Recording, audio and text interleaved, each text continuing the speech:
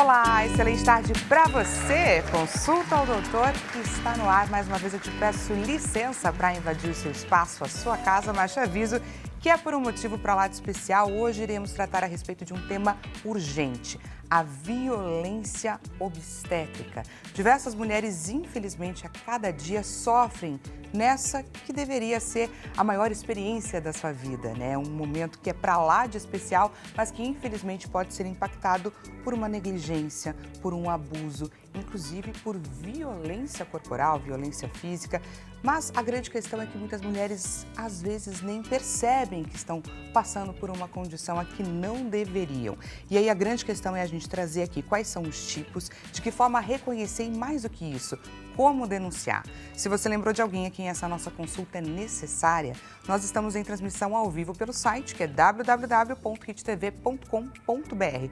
É só você clicar e compartilhar o nosso link de transmissão com essa pessoa que precisa saber um pouco mais a respeito deste assunto. Informação boa é sempre informação compartilhada. Também te convido a você participar desta consulta que foi marcada para você. Encaminha para a gente a sua dúvida ou seu relato pelo 0 Operadora 11 3337 5886. Lembrando que caso você não queira se identificar, fique à vontade, basta sinalizar para nossa produção, combinado?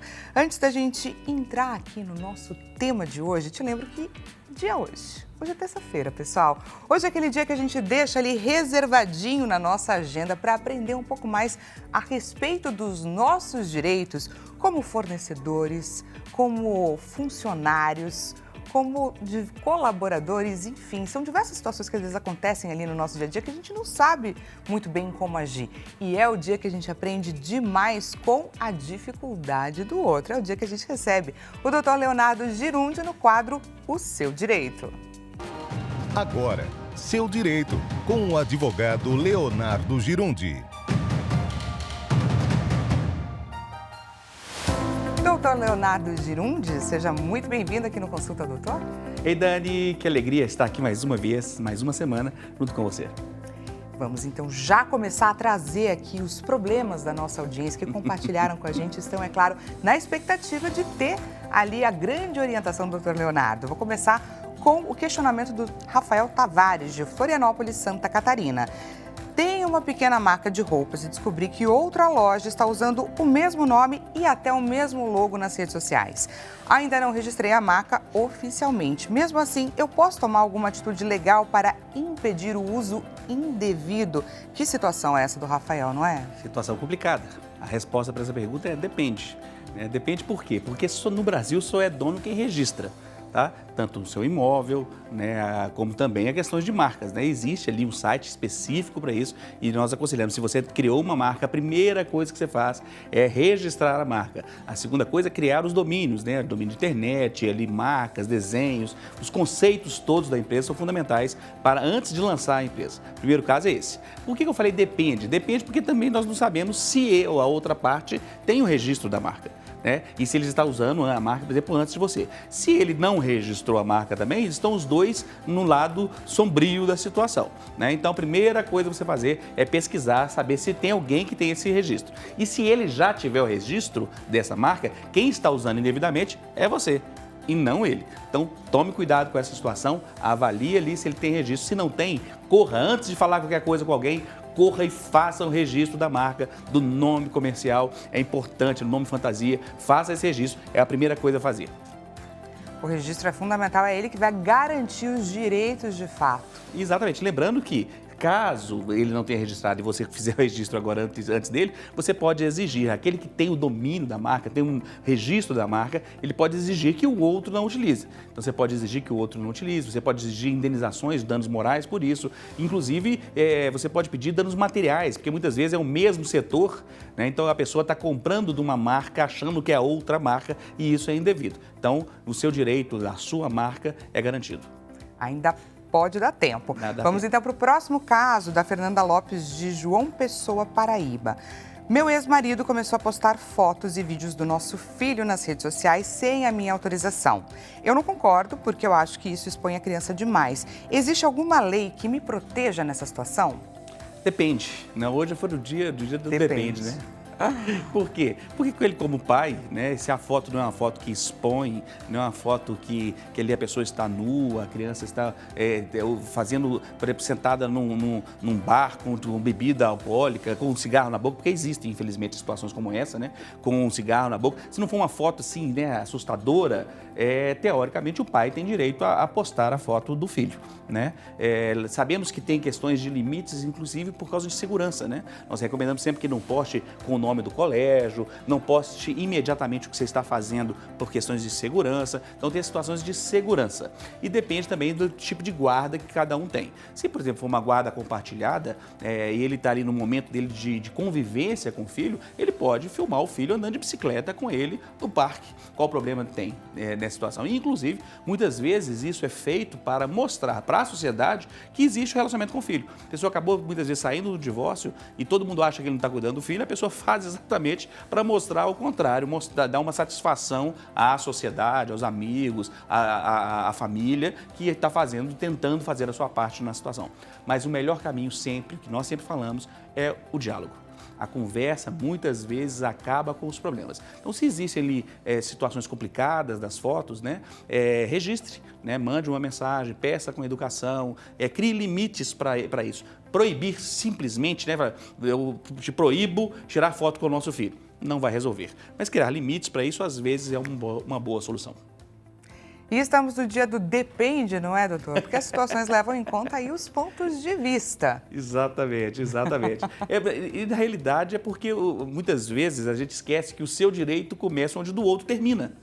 Né? Então você imagina, a gente fala para a pessoa nunca tirar foto com um filho. Aí você faz uma festa de aniversário e tira foto com o filho na sua casa, na festa do aniversário dele. Então, são limites complexos, né? Então, avalie com carinho o consenso e o diálogo, a longanimidade nisso aí ajuda bastante no relacionamento. E se você quiser fazer como o Rafael ou a Fernanda e ter a sua dúvida respondida na semana que vem, o caminho é muito simples, não é, doutor Leonardo? Muito simples. Eu falo sempre que eu gosto desse quadro por um motivo muito claro, porque a gente vem aqui só para responder a sua pergunta. Então anote aí o nosso e-mail, seudireito@hittv.com.br, anote e mande a sua dúvida que eu, Leonardo Girundi, voltarei para te responder. Muito obrigada, doutor Leonardo, e até a semana que vem. Até semana que vem, uma ótima semana, que Deus te abençoe. Tchau, tchau. Até mais, amém. E agora então, para a gente adentrar o nosso assunto, para falar a respeito da violência obstétrica, deixa eu te apresentar quem são as nossas convidadas de hoje, na tela. Vamos lá, doutora Edilaine Rodrigues, advogada, atua na advocacia há 14 anos. Tem como diferencial a experiência de 5 anos em hospitais, lidando diretamente com as operadoras de planos de saúde, o que lhe dá, olha só que bacana, uma visão mais ampla nas defesas dos beneficiários. Seu trabalho é marcado por compromisso e resultados. Entre os desafios, destaca o enfrentamento a um judiciário ainda machista, especialmente quando um tema envolve direitos reprodutivos e casos de violência obstétrica. E agora a gente vai conhecer também sobre a Giovana Garcia, enfermeira obstetra. Escolheu a enfermagem obstétrica para transformar o cuidado à mulher durante a maternidade com acolhimento, com humanização. Destaca-se pela formação na USP e pós-graduação no Hospital Sofia Feldman. Referências nacionais na área. Entre os desafios aponta a falta de atualização dos profissionais e, infelizmente, as violências na assistência ao parto. Sejam muito bem-vindas, muito obrigada por vocês estarem aqui prontas para compartilhar com a gente, é claro, todo o conhecimento de vocês. Eu agradeço a oportunidade de retornar aqui à TV para bater esse papo e levar informação para mais famílias, né? Não só apenas para as mulheres. Combater a violência obstétrica é um dever de nós todos enquanto sociedade, porque ou seremos vítimas, ou fomos vítimas, ou nascemos de uma violência obstétrica. Olha isso, gente, para refletir. Adorei já esse seu start aqui pra gente, porque isso é um fato. Muito prazer, agradeço pelo convite de estar aqui com vocês. É um tema muito delicado que a gente na área enfrenta diariamente, né? Como ela bem pontuou, todas vamos passar por isso ou já passamos por isso. Então, essa informação ela deve ser levada para todas as pessoas, para todas as famílias, para que seja um assunto falado, né? Pontuado sempre, não esquecido, não silenciado. silenciado. Eu vou partir aqui dessa palavra que você trouxe pra gente, porque a impressão que a gente tem é que esse tema muitas vezes ele passa despercebido, né? Parece que os números eles são de fato ignorados, entre aspas. E aí eu queria entender o porquê disso e o que caracteriza de fato, doutora, uma violência obstétrica. Para mim é muito claro, né? Se homens parissem, esse número não seria dessa forma. Infelizmente, nós mulheres, historicamente, somos as primeiras a terem os nossos direitos cerceados quando alguma situação grave acontece. Guerra, qualquer situação assim, é o mais fácil de ser cortado porque foi o último a ser instituído, a ser reconhecido. Fato. Então, tem esse fator mesmo estrutural, machista estrutural nessa questão. Esse é um ponto. Violência, quando a gente pensa em violência, a gente tem que sempre olhar pela perspectiva da vítima. E aí, como a Giovana falou, né, de não ser silenciado simplesmente porque aquela não seria uma dor sua. Então, olhar para aquela mulher, ouvir o relato dela sobre o recorte social, étnico, de localidade que ela está contando. Então, o Brasil ele é muito grande, imenso, de muitas diferenças. Desigual. De muita desigualdade. Então, o que dói numa mulher de periferia, que está no SUS, num hospital sem estrutura, é diferente do que dói numa mulher que está tendo filho num hospital mais renomado aqui de São Paulo. Não significa que não seja violência, mas eu tenho que olhar pela vítima, o que dói nela, e não olhar para falar assim, nossa, mas que bobeira, mimimi. E é o que hoje nós estamos enfrentando dentro do judiciário. Né? Mostrar que sim, isso existe, tem nome, precisa ser combatido, porque isso está impactando diretamente na saúde mental e física dessas mulheres, mas também dessas crianças que estão chegando ao mundo por uma forma tão violenta, tão desrespeitosa. Né? Os impactos disso enquanto sociedade. Como isso vai funcionar se no primeiro instante que essa pessoa teve na Terra, ela sofreu, ao invés de ser acolhida, né? São marcas que são deixadas, não tem como dizer que não. Né? Há uma simbiose entre mãe e bebê, desde a gestação e depois dela. Então, o que um sente, o outro vai sentir. Ah, então, esse cuidado precisa ser geral. Independente se você já é mãe, se você é mulher e deseja ter filhos, se você é mulher e não deseja ter filhos, se você é homem. Né? Se um bebê está sendo gerado, ao mínimo o material genético de um homem chegou ali. Então, é um dever da sociedade olhar e cuidar como um todo. E você tem a vivência do dia a dia, né? Da realidade nua e crua que você experiencia a cada dia. Essa violência, ela pode acontecer de diversas formas. Ela pode acontecer física, verbalmente, ela pode acontecer psicologicamente. Qual é, no seu relato, do seu dia a dia, a que você mais vivencia?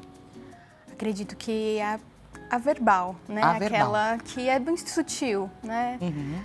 Esse sofrimento que você está passando não vai te levar a nada. Falas que às vezes a pessoa ouve até como um cuidado, né? A gente brinca muito daquele profissional fofinho que pega na sua mão, mas quando na verdade ele está te falando coisas muito fortes ali que vão sim prejudicar o seu pré-natal, a sua decisão na hora do parto. Então, a violência verbal, ela costuma ser muito sutil e muitas vezes passa despercebida. Às vezes a gente até ouve algo acreditando que eu mereci ouvir aquilo para ter um choque de realidade, porque às vezes eu realmente estava muito fora de ajudar, mim. Né? Foi para me ajudar. Foi para me ajudar. Então, por isso que acho que é tão difícil de perceber essa realidade, gente. E olha, temos uma enquete, aguardando, é claro, pela sua participação. Aonde está acontecendo essa enquete? No nosso Instagram, que é @consultaodoutor.HitTV. Esperamos, queremos e pedimos pela sua participação. Diretor João Capellini, excelente tarde para você. Traz para a gente, por favor, a nossa enquete para que o público que está nos acompanhando aqui na TV aproveite para correr por lá e participar na tela. Então vamos lá, violência obstétrica é o nosso tema de hoje. Na sua opinião, o que mais contribui para a impunidade nos casos de violência obstétrica aqui no Brasil? Que são esses casos que a gente estava comentando agora há pouco, que muitas vezes passam despercebidos. E passando despercebidos, imagina então a quantidade de casos que não passam de fato impunes.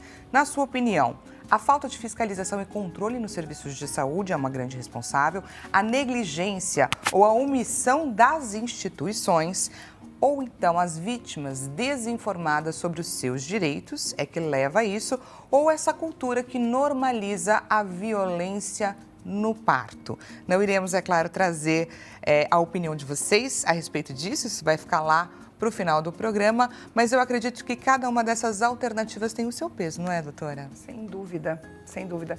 É um conjunto, né? Nunca é só uma coisa. Nunca é só uma coisa. Se fosse só um ponto, nós resolveríamos muito fácil, né? Basta ver o quanto a gente pode pegar a violência obstétrica e dividi-la em vários tipos, né?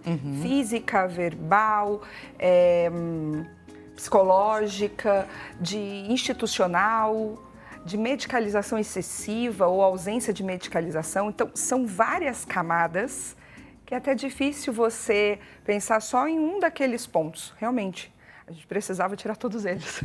Exato. E eu queria agora trazer, gente, uma pesquisa, que é a pesquisa Nascer no Brasil, que foi conduzida pelo Fiocruz. Vou trazer primeiro a primeira parte dela, entre 2021 e 2023, onde 45% das mulheres se reconheciam ou identificavam algum caso de violência obstétrica, isso na nossa rede pública, no nosso Sistema Único de Saúde. E quando a gente para olhar para os números com relação à rede privada, ele também é bastante alto. 30%, ainda mais pensando que são mulheres que estão ali pagando por um serviço de fato.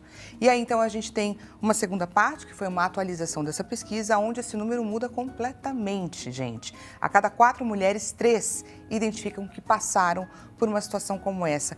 Traz pra gente, doutora, o que significou esse levantamento, essa pesquisa, como que ela evoluiu, o que ela nos conta?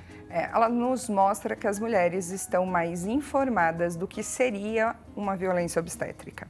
A cada ano que passa, o termo vai ficando mais difundido. Olha, nós aqui numa emissora nacional falando sobre isso, em rádio, o próprio crescimento das redes sociais, possibilitando que essas mulheres gravassem seus vídeos, seu relato de parto e postassem, e outras identificam, porque o que acontece muitas vezes é que, ainda que essa mulher não saiba dar um nome de violência obstétrica, ela não consegue lembrar daquele momento do nascimento ou do pré-natal com saudosismo, com alegria, fica uma coisa meio nebulosa. São inundações hormonais que nunca passaram no corpo dela, um puerpério, um baby blues, né, uma depressão pós-parto. Então, fica tudo muito confuso e ela, às vezes, demora um tempo para digerir e entender. Então, 3 meses, 1 ano, 2 anos, mas sempre teve um incômodo em relação àquele momento. Então, quando ela encontra, por exemplo, um vídeo de uma blogueira, né, uma influencer, contando sobre o parto, dando o nome de violência obstétrica, ela olha e fala assim: eu passei por isso. Então, é por isso que eu não consigo lembrar daquele momento com tanta alegria e satisfação. Então, isso tem nome. Eu sou vítima de violência obstétrica. Então, ela também começa a se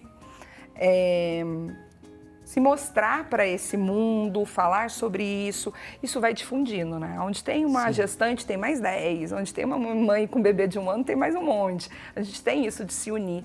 E o fato de divulgar essas informações torna a pesquisa hoje mais fidedigna à nossa realidade. Porque elas tiveram mais acesso, conseguem responder essa pesquisa com mais assertividade do que a pesquisa anterior. Que bacana isso, gente, que necessário. Estão entendendo a importância da gente estar aqui hoje, na sua frente, tendo esse bate-papo, te convidando, é claro, também para participar dele. Encaminha para a gente a sua dúvida ou seu relato pelo 0 Operadora 11 3337 5886. E, Giovana, você estava me contando, inclusive, antes do programa começar, uma informação aqui de bastidores. Chegou mensagem, pessoal, da nossa audiência? Vou só fazer essa perguntinha, então, para a Giovana e eu já trago a participação do nosso público, combinado? E aí você estava comentando com a gente que você atua diretamente no cuidado com a mulher nesse pré-natal, certo?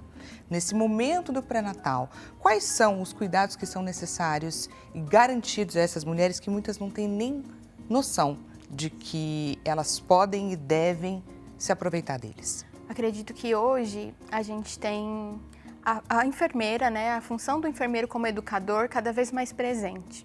A enfermeira obstetra atuando no pré-natal, a gente tem o plano no SUS que as consultas sejam intercaladas, uma com o médico, uma com a enfermeira. Exatamente por isso, porque a informação que a enfermeira vai trazendo ali no pré-natal é uma informação de educação perinatal, né? O que seria essa educação perinatal? Tá. Então, é basicamente o que eu abordo nas consultas de pré-natal que eu faço com as minhas pacientes. Geralmente são consultas domiciliares, então eu entro naquela casa, né, no aconchego daquela família, num lugar seguro, para a gente falar sobre como ela deseja viver aquela experiência da gestação e do parto. Né? Então a gente fala sobre como ela gostaria de que essa gestação fosse, que via de parto ela deseja, quem ela gostaria de estar com ela, né? Quem é esse acompanhante? Essa pessoa também vai estar preparada para acompanhá-la? Porque isso também é um ponto, né? Que muitas vezes impacta nas violências, esse acompanhante que não sabe nem o que está fazendo ali. Então, o acompanhante também tem que ser bem preparado durante o pré-natal. Então, são vários pontos que a gente vai juntando. E hoje a gente tem uma ferramenta que a gente pode falar daqui a pouco, que é o plano de parto. Então, nas minhas consultas, eu elaboro o plano de parto com as pacientes. Então, passo como uma lição de casa para elas. E depois a gente discute cada ponto do plano de parto. Então, desde a entrada no hospital, que tipo de intervenção pode acontecer, que tipo é violência obstétrica, que tipo pode ser necessária. Quem vai ser esse acompanhante, né? O nome desse acompanhante. Que tipos de recursos para dor você deseja? Porque às vezes a mulher não quer uma analgesia, né? Anestesia de parto, a gente chama de analgesia. E às vezes fica indo ali toda hora um profissional ali ofertando. Também é um tipo de violência. E também os cuidados com o bebê. Né, se você aceita que sejam usados as vacinas, o colírio, o seu bebê ficar com você na primeira hora de vida, que é uma coisa muito importante que a gente fala tanto hoje, que é a hora de ouro. Então, tudo isso precisa estar ali no plano de parto para respaldar essa família. Entendi. Tudo isso é previamente alinhado com essa mamãe que vai fazer escolhas. Ela não vai ser submetida a decisões de forma aleatória e muito menos impositivas. Vamos então receber a primeira participação aqui do nosso público na tela. Então vamos lá, a participação da Thelma Santos de Fortaleza. Thelma, seja muito bem-vinda aqui ao nosso consulta. No pós-parto, eu fui obrigada a ficar em uma posição desconfortável por horas. E eu não pude amamentar o meu bebê como eu queria. Muito triste. Thelma, muito obrigada, viu, pelo seu relato. O relato da Thelma é muito comum, doutora? Mais do que a gente imagina? Mais, né? Como nós estávamos conversando mais cedo, né? Quando se trata do cenário do parto, da gestação, do pós-parto, nós temos, ou falar que temos, parece que todo mundo vai ter, né? Mas é comum que hajam 3 pontos. Erro médico, outro, violência obstétrica e, por último, violência neonatal. Quando eu pego um caso no escritório ou um relato de uma mãe e eu identifico um erro médico, o que é isso? Um erro de conduta mesmo. Então, esqueceu uma gases ou fez um corte no períneo, erros de conduta. Médica, sempre haverá violência obstétrica e sempre haverá violência neonatal. Se eu pegar um caso só de violência obstétrica, sem erro médico, ainda assim haverá uma violência neonatal. Então, o relato da Thelma nos traz 2 pontos. Violência neonatal, certeza, que esse bebê não mamou na primeira hora de vida. Violência obstétrica, porque ela está dizendo que se sentiu muito triste, muito mal de não ter conseguido amamentá-lo porque estava numa posição desconfortável. Violência obstétrica clara. Será que teve erro médico? Por que ela estava naquela posição? Por que não trocaram ela de posição? Por que não incentivaram a amamentação? Às vezes, colocam aquela mulher naquela posição porque é confortável para eles e não para ela. Entendi. Ou, não, ela estava passando por uma hemorragia, precisava contornar a situação, enfim. Aí precisa analisar o prontuário médico, mas violência obstétrica e violência neonatal, pelo relato dela, infelizmente é presente. E como que funciona essa análise do prontuário médico, né? De que forma que você consegue, de repente, comprovar aquilo que você está narrando, aquilo que você vivenciou? O contato, de repente, com a enfermagem, com o pessoal, com a equipe que estava ali, vai te ajudar nessa comprovação? Como que funciona? O prontuário médico, né, ele é um diário. Então, todos os profissionais que estão na atenção daquela família precisam relatar absolutamente tudo. Significa que isso acontece na prática? Não. Eu estou dizendo que os códigos de éticas profissionais, né? Então, tanto da enfermagem quanto da medicina, eles atestam que precisa. Qual é o papel do acompanhante, então, quando ele está ali ao lado? É solicitar a todo momento que isso conste em prontuário. Então, por exemplo, olha, ela está querendo analgesia. Daqui a pouco. Não, eu quero que abra o prontuário agora na minha frente e registre que às 16h37 ela solicitou analgesia e não foi dado. É um fiscal, é um guardião. Assim, para mim é uma das pessoas, das figuras mais importantes para que aquilo aconteça de uma forma segura para aquela mulher. Não é crível que a gente exija dessa mulher que ela tenha um raciocínio lógico na hora. Numa condição como essa. Não tem como. O parto é muito irracional. Muito irracional. No parto não vai acontecer se ela ficar no racional. Exato. Quem tem que estar no racional? O acompanhante. Por isso ele tem que ser preparado. Preparado. Então, como questionar a equipe médica, como ter acesso ao prontuário de forma instantânea, é um direito durante a internação. O prontuário não corre em segredo de justiça, segredo de nada. É um documento que, para mim, tinha que mudar o nome. Tinha que ser prontuário do paciente. Exato. Porque fala prontuário médico, parece algo inatingível. Parece que é da equipe médica. É da equipe médica, ninguém pode pôr a mão, não. Tá. Durante a internação, eu tenho direito a acesso imediato ao prontuário. E aí eu vou verificar realmente se as coisas estão, né, sendo colocadas ali ou não. Então, quando é algo que ela solicita, não é dado, alimentação, banho. Então, tudo isso reforça ali na colocação. E assim, celular tá aí, né? Deixa o celular filmando. Olha que bacana essa dica, pessoal. Pode, fala direito de imagem, direito de memória. Mas não quero que me filme porque eu não sei o quê e tarará. Então, você escolhesse uma profissão num quadradinho guardado dentro de casa. Se você está atuando num cenário que é um momento único na vida, como que você vai proibir de uma foto?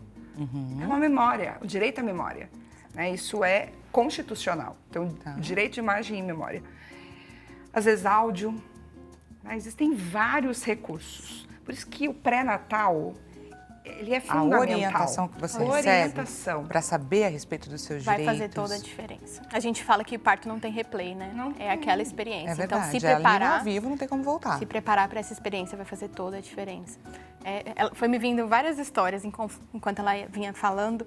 Eu lembrei de uma experiência de uma colega enfermeira obstetra no interior. E lá é proibida a entrada com celular. Retirado o celular na recepção. Virou presídio. Você imagina? Virou presídio. Não tem como nem dar notícia para a família, que é uma coisa básica. Imagina, nossa. E muito menos como registrar a experiência que nunca... Vou fazer um plantão lá na porta do hospital. Já aproveita, anota onde e aí então... Triste. Gente, absurdo, né? Parece que tudo é feito para se evitar. Exatamente. O que acontece? Você já duvida da instituição. Qual é o problema? O que acontece lá dentro que não pode ser filmar se mostrado? vai acontecer tudo maravilhosamente bem. Quando que o meu celular se tornou, né, algo assim... Que eu preciso ficar longe dele, porque senão ele vai fazer o quê? Ele vai fazer o quê? Não, desculpa. Mas, infelizmente, hoje eu tive uma professora que se tornou uma amiga e ela fala a verdade, assim. Hoje o que há no cenário do parto é licença para matar. Olha isso, que forte, gente, que forte isso. Porque se você olha, é todo um sistema. Imagina um hospital conseguir proibir a entrada do celular, que é um item de uso pessoal, quando você está indo para encontrar o amor da sua vida, que às vezes você esperou anos para ter aquele momento. E que o parto não tem replay, como a Giovana mesmo trouxe aqui para o nosso bate-papo. Thelma, muito obrigada, viu, por trazer para a gente o seu relato e enriquecer demais aqui o nosso bate-papo. Através do seu relato, a gente ficou sabendo de tantas outras condições e de outras situações que aconteceram para você ver, inclusive, como você não está sozinha. Consulta ao doutor vai para um rápido intervalo e já voltamos com mais bate-papo sobre a violência obstétrica. Já estou te esperando.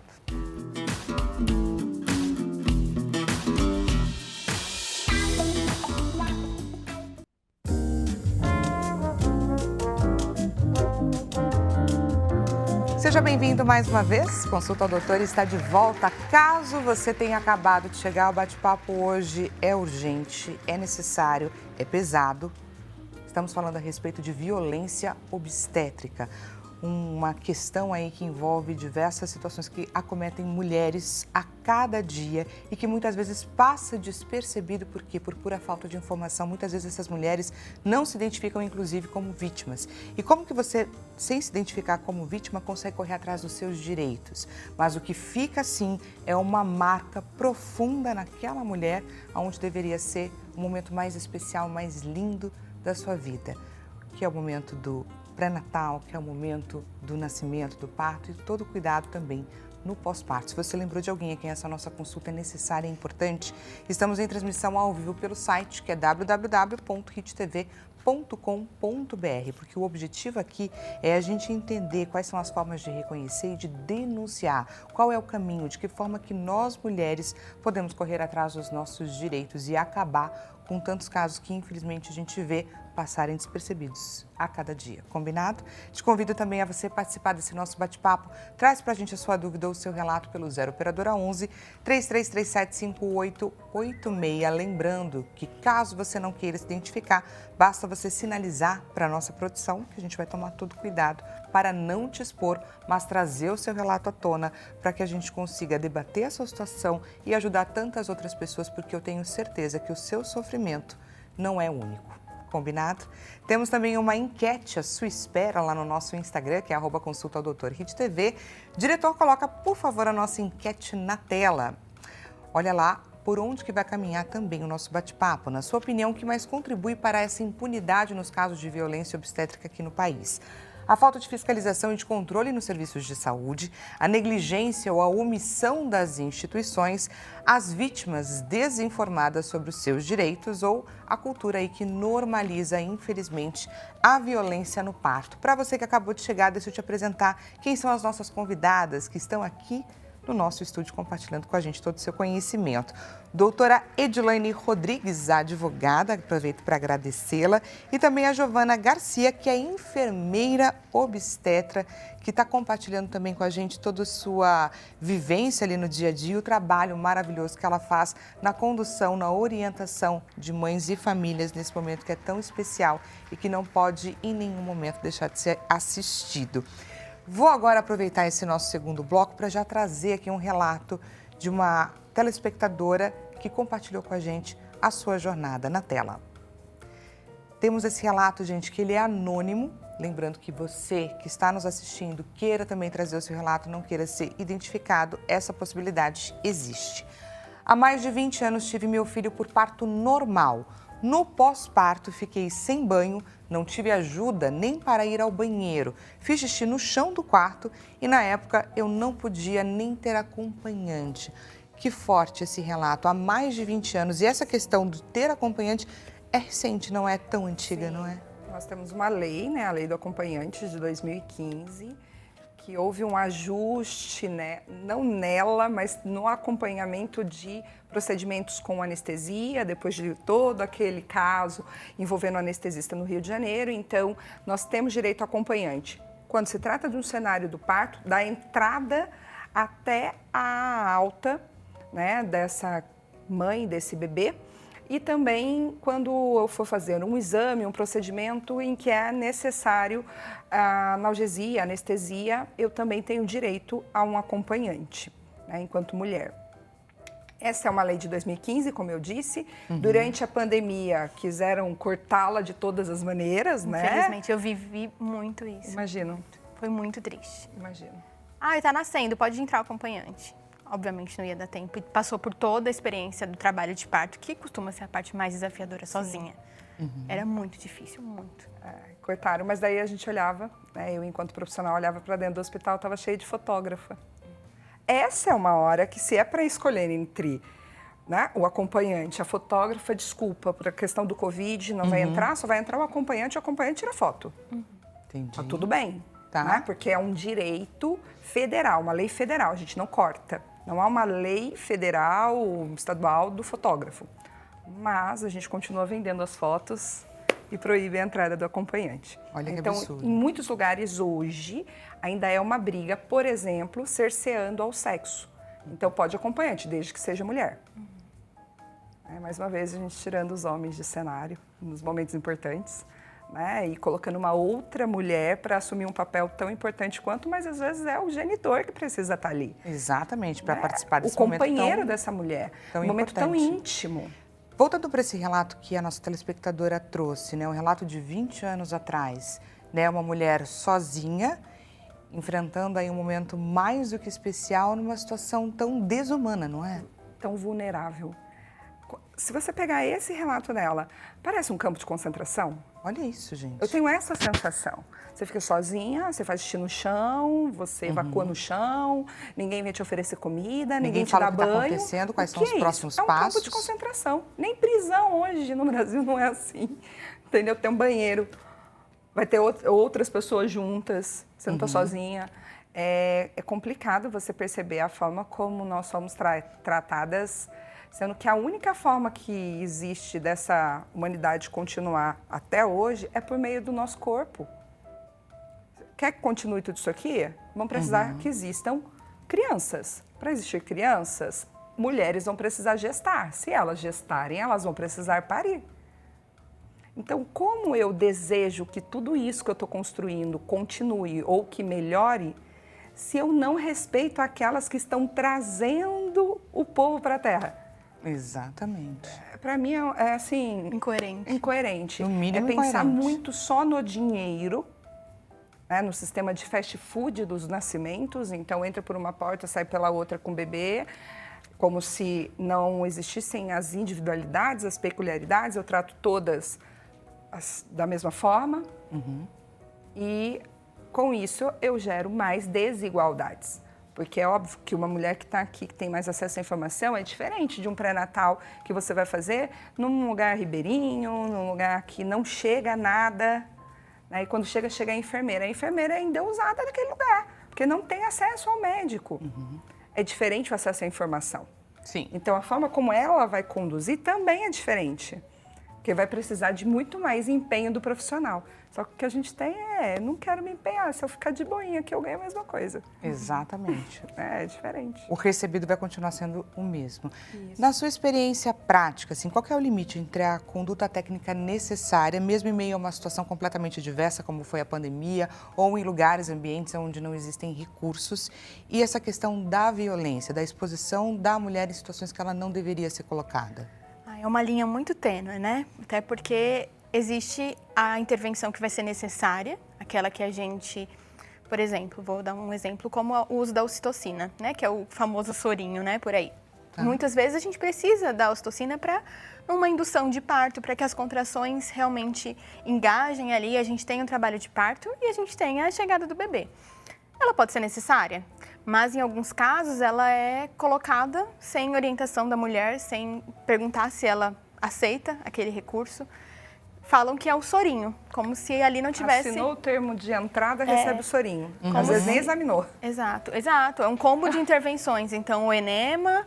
É protocolo. Protocolo. Tá. Esses protocolos engessados, assim, parece que é coisa muito retrógrada, mas não. A gente tem protocolos muito engessados na rede privada, principalmente. No SUS temos, mas na rede privada principalmente. Os protocolos muito desatualizados e engessados e nada pode sair daquele... Então, mesmo a mulher falando que não deseja, aí vem com um termo. Então você tem que assinar, a mulher ali com contração. Ela tem que assinar e tomar uma decisão. É uma burocracia toda para um momento E como ela vai se posicionar contra algo ali, né, dentro da instituição, onde ela está extremamente vulnerável? Então, são muitas camadas. E o importante é falar, né? Minha briga nunca serão com os médicos, serão com portadores de CRM, com portadores de Corém, a pessoa que tem um documento, mas não exerce a profissão da forma como deveria. Então, precisa fazer uma intervenção, é necessária a ocitocina, isso vai trazer bem-estar? Descreva no prontuário médico a razão pela qual aquela intervenção está sendo feita. Demonstre que o que era possível de ser feito até aquele momento foi feito, mas que agora é uma questão realmente de vida ou morte. Então, eu preciso intervir agora. Ponto. Qualquer mãe, depois, quando pegar a situação, falar assim, nossa, foi estranho, e dar aquele prontuário, aqueles exames para qualquer outro médico avaliar, ou uma advogada especializada, ela vai bater o olho e vai falar, precisava, nesse cenário aqui, não tinha o que fazer. Tá tudo bem, elas não vão reclamar por isso. A reclamação que eu escuto eu fui deixada, não me informaram, fizeram, não falaram nada. A falta de transparência. Isso, de informação, de comunicação. Então é tido como, né, uma relação vertical em que eu mando, você obedece. E você nem sabe o porquê. E em muitos lugares a mulher não pode nem perguntar o porquê, porque é ofensa, né, para o profissional. Então é muito delicado. E aí vem a violência verbal, né? Quem é o médico aqui? Quem é a enfermeira Nossa, isso aqui? eu já ouvi muito. E uma coisa que eu acho interessante é que muitas mulheres, elas percebem a violência sofrida numa segunda gestação, né? Não sei se você já experienciou isso, mas elas procuram a enfermeira faz 3 anos do meu último parto e aconteceram algumas coisas e eu acho que não foi tudo bem. E aí quando eu começo a conversar, eu percebo que realmente houveram, né? E aí eu tento olhar pela ótica dela, como a gente estava conversando, mas elas não demoram muito para perceber que aquilo aconteceu, né? Não, e aí... O meu foi exatamente no positivo do segundo filho. Porque você viveu isso eu daí na sofri pele. violência obstétrica no primeiro nascimento, né, da minha filha. E aí, 7 meses depois, engravidei do meu segundo filho, só que ela nasceu com um probleminha de saúde, então eu foquei nela e a caixinha do parto eu guardei. Quando, Depois de eu resolvi repente, eu me vi grávida de novo no susto. Começa a reviver o parto. Eu fui pegar a caixinha do parto. Eu falei, não foi legal. Quero outra experiência. Outra. E aí eu comecei a estudar muito. E olha que bacana, não é? Porque como advogada, você teve esse processo como paciente. Na vida pessoal? Isso. E eu já era advogada da área da saúde, mas eu não atuava para pacientes, né? Eu atuava para os hospitais. E aí, quando veio a gestação do João, eu mapeei, com muita ajuda terapêutica, o que eu poderia fazer diferente para ter uma nova experiência, mas a da Maria não apaga, entendeu? Não, então, eu consegui viver uma experiência maravilhosa na gestação e parto do meu segundo filho, que foi realmente um processo de cura para mim, uma vez que eles nasceram com o mesmo peso e o mesmo tamanho, mostrando que sim, era possível ter um parto normal de um bebê grande, só precisava de uma equipe que topasse isso comigo, né? Mas que não mentisse para mim.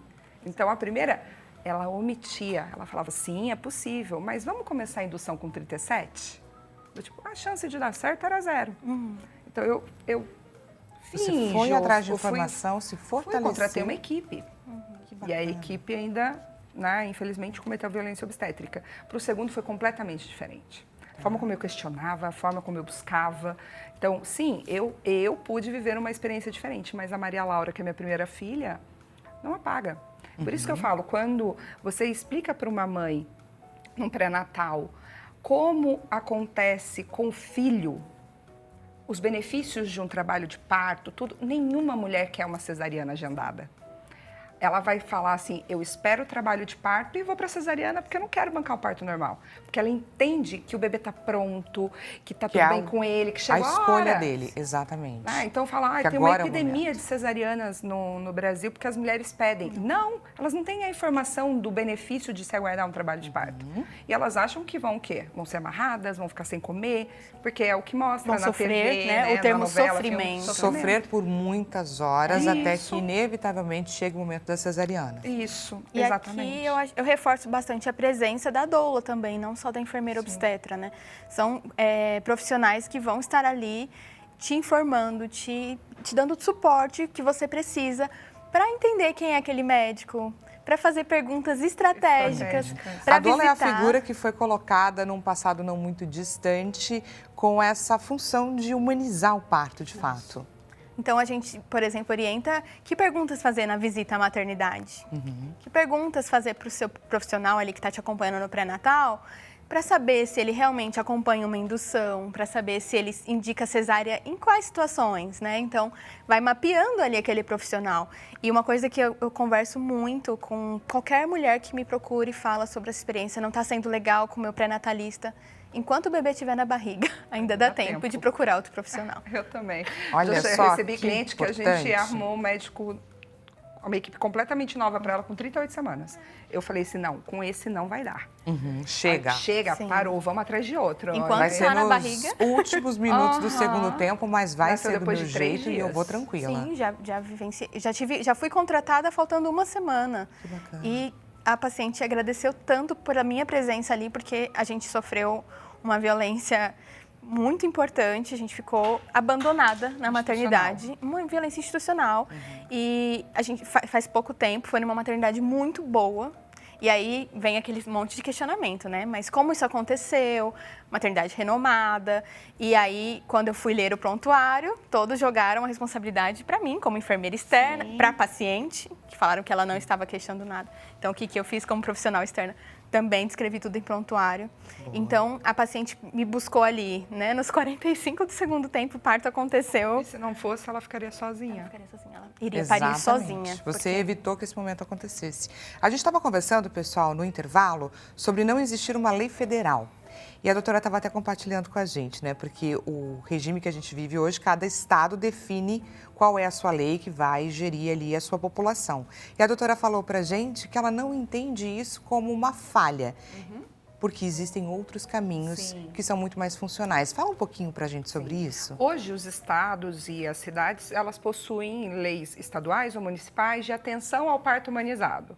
Então, ela não é uma lei combatendo diretamente ou tipificando a violência obstétrica como um crime. Isso a gente não tem.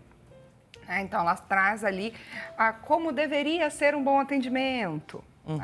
Os próprios manuais de atendimento de condução do Ministério da Saúde também traz isso. Ok. A gente tem leis de doulas, então a gente consegue ver algumas cidades mais avançadas em relação a isso, outras menos. Falar que seria importantíssimo ter uma lei federal de combate à violência obstétrica é como se eu olhasse para todos os casos que eu tenho hoje, tudo que eu estou discutindo na justiça e dizer, isso aqui vai dar errado enquanto não tiver uma lei federal. E invalidar. não vai. Tanto que recentemente o nosso escritório teve uma condenação importante em caso de violência obstétrica, a primeira da minha cidade, e é uma cidade grande, porque o assunto realmente tá mais aquecido. Então, não precisa. Um advogado, quando ele é especializado, ele consegue olhar cada ato ocorrido no cenário do parto pré-natal e encontrar a legislação que mostra que aquilo não deveria ter acontecido daquela maneira, sem precisar de uma lei específica. O que seria necessário era uma campanha de combate à violência obstétrica. O número é alarmante, a gente ainda tem um recorte de violência sexual dentro de parto, que ainda é mais alarmante. Se eu pegar racismo obstétrico, aí a gente vai num buraco mais embaixo, uma situação que realmente preocupa. Então, se nós tivéssemos uma campanha, assim como nós estamos agora, né, Outubro Rosa ou Setembro Amarelo... Temos tantas, não é verdade? Exatamente. Eu acho que fica aí também essa oportunidade que você está trazendo aqui com o nosso bate-papo da gente fazer essa reivindicação. Sim, essa campanha sim, porque daí nós traríamos esse tema na TV aberta, falando mais vezes, mostrando quais são os tipos, e para favorecer o reconhecimento. E aí sim a gente conseguiria de fato mudar esses números que infelizmente ainda são alarmantes. Vamos conferir, pessoal, o resultado da nossa enquete. Resultado na tela. Vamos lá, a alternativa que venceu aí como a primeira, o que mais contribui para a impunidade dos casos de violência aqui no país, 56%, a negligência ou a omissão das instituições, na sequência 33%, a falta de fiscalização nos serviços de saúde, as vítimas desinformadas e, em terceiro lugar, essa cultura que normaliza esses casos que acontecem. Queria que vocês contassem o que vocês veem desse resultado da nossa enquete. Para mim é uma surpresa, assim, porque para mim o pior ali era o último. Eu também. Era o último? Eu votaria o último. Eu também. O último da cultura, né? Porque quando eu falo em cultura, eu estou olhando para todos os outros pontos. Então, a instituição, o hospital, o judiciário, a equipe médica, né? Os profissionais. Nós temos um sistema obstétrico falho. Nosso sistema, ele Como um todo. Violento, ele não prioriza o cuidado da mulher, ele não protege o recém-nascido. É um sistema violento, é uma cultura violenta, né? Então, aí vem a cultura da cesárea junto, vem tudo isso, né? Então, eu acredito que é o talvez último. acho que o resultado ele reflete essa questão da gente não identificar a violência obstétrica como no olhar no daquela lugar pessoa, onde né? ela deveria estar. Porque ali estava, se não me engano, o primeiro porque a das gente instituições. normaliza de fato. Então a pessoa fala, se eu sofri uma violência dentro da instituição, então o que falta é eles se atualizarem. Que também é um ponto importante. É o médico reconhecer que está fazendo, é a enfermeira reconhecer que ela pode ter a função ali de mudar, de ajudar, como foi o seu caso. Mas enfim. infelizmente é cultural. Tá enraizado. Assim, a gente vai levar muitos anos aí de briga para que isso realmente... Vivenciamos também, eu já trabalhei tanto no SUS quanto na rede particular, né? Então, acabei tendo as duas vivências. E acontece nos dois pontos, e acontece também do acompanhante ser violento, né? Desse acompanhante subir em cima da pessoa. Vou fazer uma manobra de Cristeller, né? Então, subir em cima da acompanhante. Não deixa que eu faço, porque eu amo ela. Então, não estudou, não sabe que não pode. Exato, falar, doutor, informação. corta aí minha esposa, né? Corta, sendo que também não tem recomendação de Cristeller, essa manobra de subir. A episiotomia também não tem nenhuma evidência. Então... Olha, gente, ainda temos muito o que falar e muito o que caminhar, mas infelizmente o nosso tempo foi insuficiente, inclusive. Gostaria demais de agradecer a presença de vocês aqui hoje, compartilhar todo o conhecimento. Fica o convite para que vocês voltem e que a gente debata ainda mais sobre esse assunto. Para você que nos assiste, gostou do trabalho destas doutoras, eu aproveito para deixar os contatos delas. Doutora Edilene Rodrigues, advogada, deixa à sua disposição o Instagram, doutora.edilene Rodrigues, esse é o Insta, WhatsApp 0 operadora 12 98221 1284. E da Giovana Gassi, enfermeira obstetra, Giovana, com 2 N's, ponto, enfermeira obstetra, é o Instagram, 0 operadora 11 91858 3068. Desejo a você um excelente restinho de tarde. A gente volta a se encontrar amanhã nesse mesmo horário, 16 horas. Até amanhã, gente.